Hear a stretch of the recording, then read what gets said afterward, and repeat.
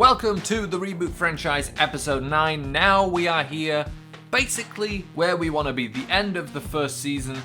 And now I obviously didn't know it was going to end up like this. We ended up winning a single game, but I like to think it wasn't a wasted season. Of course, last year in the Fire Sale franchise, we actually ended up squeezing into the playoffs because our division was so bad, and I think we went 8-8 or even 7-9 and managed to get in.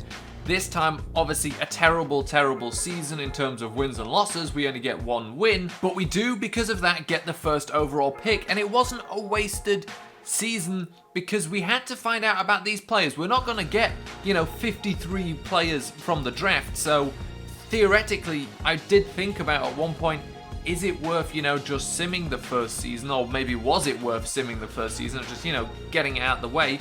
But no, that is absolutely not the case whatsoever. Firstly, look at the XP some of these guys have. DJ Alexander, 15,000. Xavier Gooden, 14,000. Actually quite a lot lower than everybody else, apparently. But, it's that kind of XP you need for some of these guys. So, and more importantly, we know that Tariq Cohen will be on this team for as long as we play because he's an incredible third down back. He's a pretty damn good, just normal running back. And guys like Jakeem Grant is an absolute weapon. And look at that, 39,000 XP. He obviously made some sort of list, probably made the Pro Bowl as a kick returner, I'm gonna guess, with that much XP. Jeff Janis as well is good. Juju Smith-Schuster, we've seen a lot of good things from a lot of people. And, everyone's low on confidence right now, and that's a bit of a shame. But they'll be fine next season. We're gonna start winning games next season. I guarantee you that. If worst comes to the worst, we'll start playing on, and what is it, Rookie? Is that what the easiest mode is called? We'll just start playing Rookie. That's a joke. We will start winning games because we're going to add good players because we have the first overall pick. This episode, however, is not about the draft. It's about everything up to the draft, which means re-signing some players if we decide to do that. Free agency, because we've got good picks this year, and I never like to touch free agency in the first year anyway.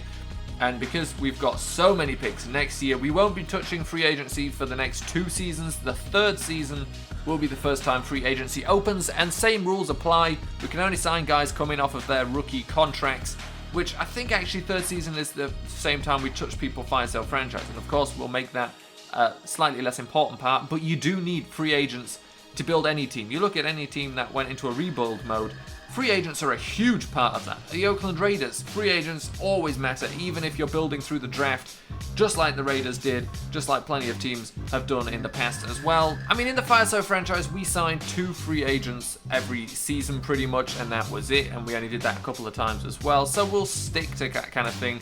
You only have a couple of years of it anyway, because then the free agent guys who, were drafted in the first season, so at the end of this year, in the 2017 draft. But anyway, what we should do is straight away, before we take a look at how the playoffs look and everything is, we've got to get straight into the stats because we've got to look at the end of year awards. So, NFL MVP, Russell Wilson. The Seahawks went 13-3.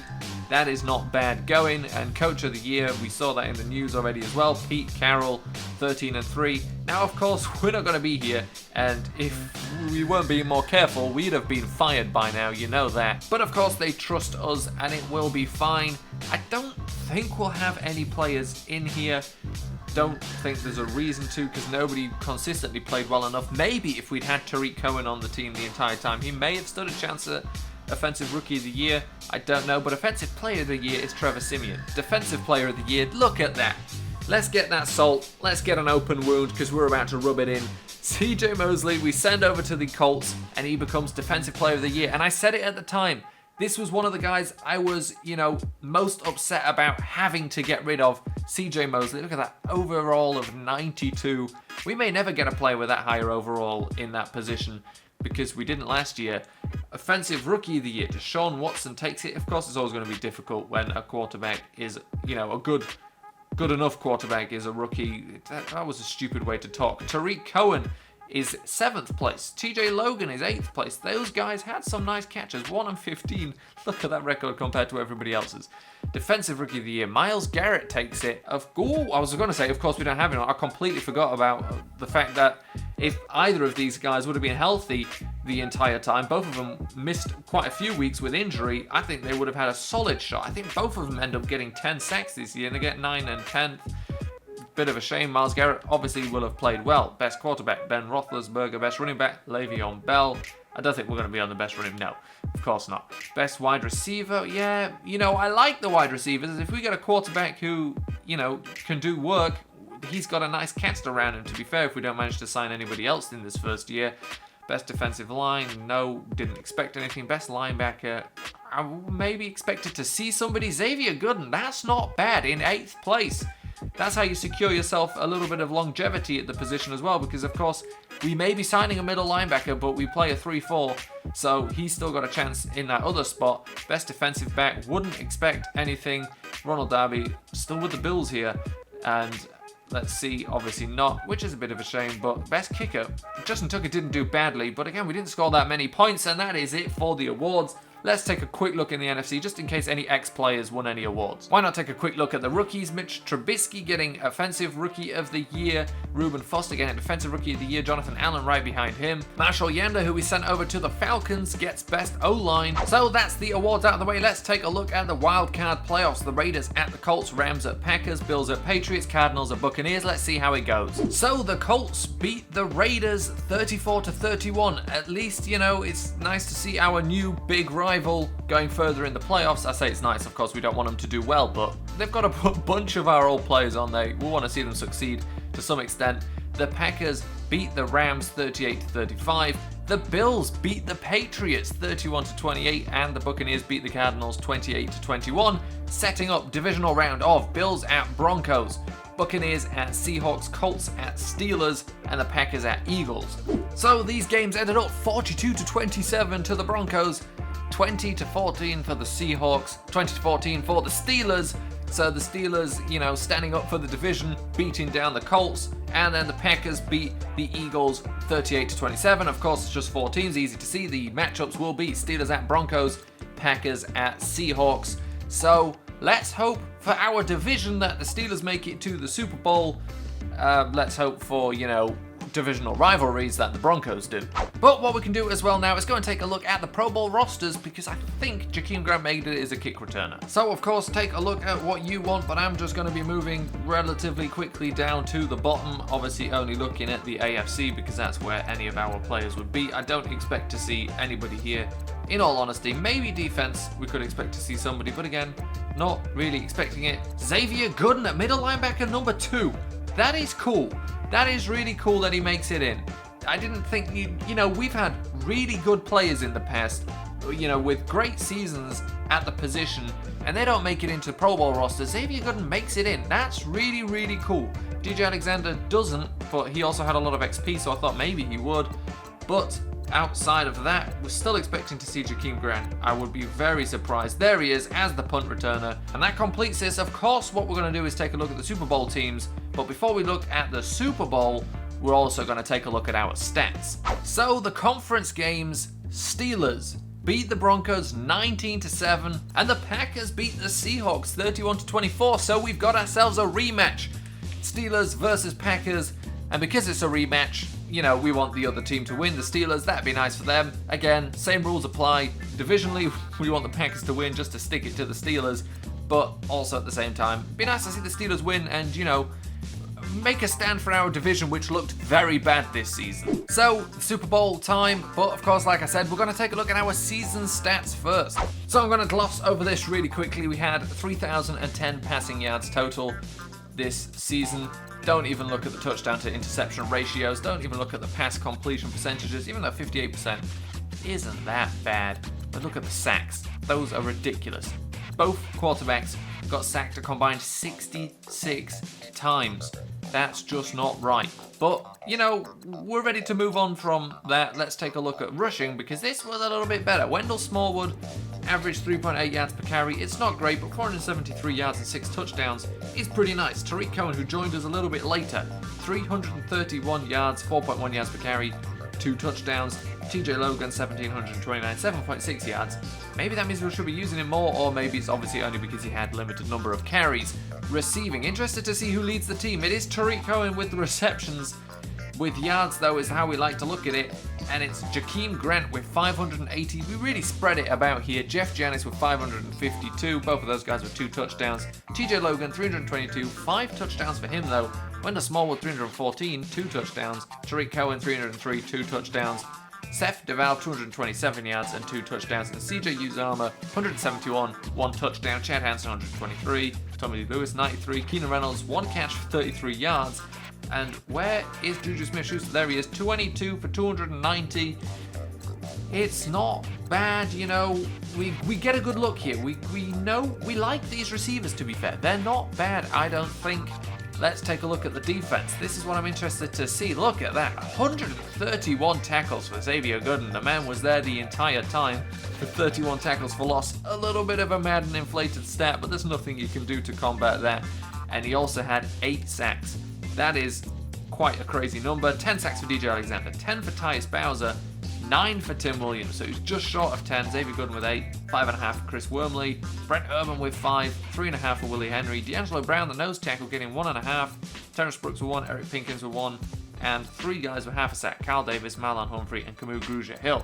Back to the tackles again. Terrence Brooks second on the team with 82, Eric Murray with 78, DJ Alexander with 70. Can't wait until next season when we have, you know, a couple of linebackers up here at the top and then safeties and defensive backs. Lorenzo Doss getting 57 tackles on the season, and what I just saw, that's a pretty impressive number. 3 interceptions for Lorenzo Doss. That's not bad. So we've got news, but it's just about Marvin Gooden, who I mentioned, I think in either last episode or the episode before that, was projected to be the number 1 overall pick the last time I looked, the cornerback. But he struggled in coverage at the All-Star game, was targeted heavily all day, and a poor performance at the All-Star game apparently can result in a drop of 1 or even 2 rounds, lowers the overall apparently by 2, and can mean that it's a slow development trait. So Marvin Gooden we don't want to touch unless he happens to be there, because even though he drops, he could still be half decent. He is the best cornerback, but obviously we probably don't want him at all. So we saw basically nothing scouting those players. Time to move on. Steelers, Packers in the Super Bowl. Who will win? So the Green Bay Packers won the Super Bowl again over the Steelers, 30-27, the final score. And we have got a lot of work to do negotiating contracts, because of course we signed a lot of guys on 1-year deals. Don't worry, I will not bore you with this. I will get it done. Of course, we're going to be looking to hang on to most people. We've got enough cap room for the next 5 years, obviously, until we have to start thinking about anything. And we'll be re-signing pretty much everybody here. So, a big one here worth mentioning. Tariq Cohen, we have signed for 4 years. He wanted a 1-year contract. We're bringing him in for 4. I've said it before. This guy is long-term. So, Brent Urban refused to re-sign with us. Fair enough. Say hello to this year's Kevin Pierre-Louis. I thought it could be DJ Alexander. DJ Alexander played well, but Xavier Gooden leads the team in tackles in the first season. Of course, we're going to be bringing him back. Now, of course, something worth bringing up here. Eric Pinkins, for example, won't be coming back. Mike Bercovici, we won't be bringing back. And of course, we'll be looking out for some of these guys in the free agents. We will bring back Keenan Reynolds. I've got to find a way to use Keenan Reynolds. I want to use him. He was on the list since 2 years ago. Well, since last year. He comes back to the team, and that is it. Everybody else that has not been re-signed won't be joining the team unless we decide to go for them, you know, once we're out into the actual season and they're still free agents. So TJ Logan, I don't think we need back, because we're going to be looking for a running back in the draft. Returning from injury, Tyus Bowser is available to play again. Of course, he'll be there next season. Let's take a look at the available free agents if we were to sign anybody. So Drew Brees is available. Would obviously be very interesting. Larry Fitzgerald is available. Wow, Cameron Brate as well. Brent Grimes, Terrence West will be looking to go somewhere else, and looks like he'll be ending up with the Buccaneers. Jeremy Hill, Jeremy Hill seems to be a free agent close to every year when I play this game. And then it gets quite worse quite quickly. I say quite worse. It's still alright, and I'm pretty sure quite worse isn't proper English, but it's not that great. I'm not, you know, those top 2 players I would like to pick up, but outside of that, I'm not too worried about not being able to sign anybody here. Of course, a bunch of our ex-players now free agents. This isn't too bad. I'm happy to miss out on this year. Nobody crazy good there, except for, of course, a couple of guys at the top. Let's go take a quick look at the news here, because there was something about some prospects And there's a bunch about prospects. Combine crushed, had a field day at the Combine. These are all good. These actually make a difference to their overalls and things as well. Keith and Freeman look gassed running each drill at the Combine. That's obviously not good. But cornerback Braden Banter. Now, the fact that Marvin Gooden fell and Braden Banter did well. So what this apparently will do for Braden Banter is +1 to his round impact, +2 to his overall, and it will mean he will have quick development. So, of course, actually someone we're now interested in. And now we can take an actual look at these guys as well as look at that. We didn't even scout him before, that's how low he was. Let's take a look at that. C+ man coverage isn't the number we want to see. 4.47 40-yard dash isn't great, but isn't bad. I need to go and, refresh myself on the numbers we should be looking for. He could be interesting. Rodman Hester, what are you like? 4.49. No, you know what we want? We want our Jameson Nickerson. Where is the 6'8" cornerback? Of course, he wasn't that tall, but he might as well have been. There isn't one in this class, and that's all we want, so forget all of these guys. So looking at the cornerback, say what you will about Marvin Gooden messing up in the All-Star game and that apparently affecting his overall, he's still got the best coverage round here. I said he may still be the best corner here. I suddenly found Casey Jacobs. Man-to-man corner, B+ man coverage, B zone coverage, 4.36. This is the guy. This is why I love this. We've just found the corner we're drafting. It's so exciting to find these guys. An absolute hidden gem. You know he's the best cornerback in this draft. Look at that. B+ man coverage, B zone coverage, B press. The fastest corner with a 4.36.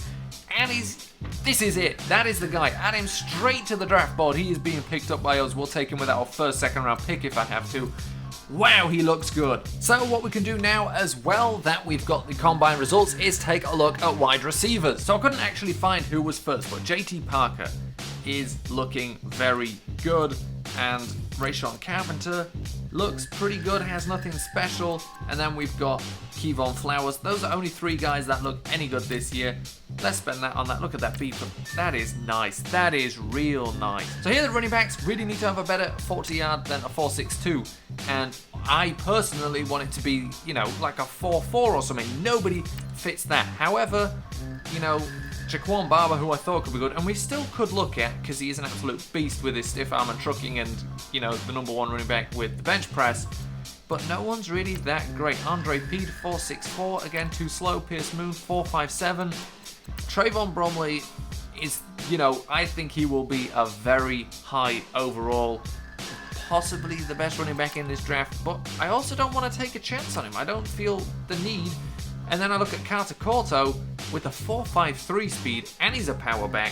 He might be someone I'm more interested in because none of these guys really, interest me very much, and it's not even worth looking at some of these others. Here is what we care about though, the middle linebackers. We've heard good things, and they look good. John Tobeck here with the best Combine grade. Look at that, a 4.51. Does that man there look like he runs a 4.51? Not at all. But he's got great stats all the way through. But Hunter Washington, I still think is better. The 4.71 isn't as good, but his stats are just so much better. And here we are now ready to start the draft. Of course, that won't happen in this episode. Let's take a final quick look at the news. A couple of players have been moving around. Tevin Coleman goes to the Patriots. Damon Harrison comes and joins us in the division. He's been traded to the Steelers. And that's pretty much it for this one.